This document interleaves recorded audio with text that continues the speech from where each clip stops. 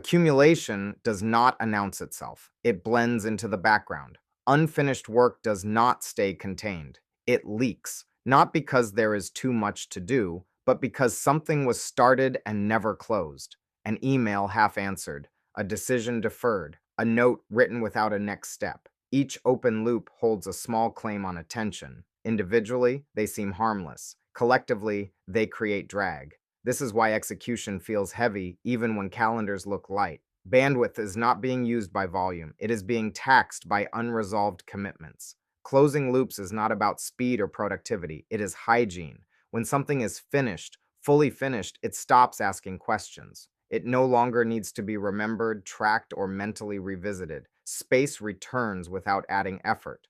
Accumulation does the opposite. More inputs layered on top of unresolved work do not increase output, they dilute it. Consistency comes from clearing, not stacking. The environment matters. What you wear, what you carry, what is already in use in the background signals stability, not urgency. Like the consistency beats talent t shirt. Present, unremarkable, already part of the system. Execution capacity is not built by adding new work. It is restored by closing what is already open.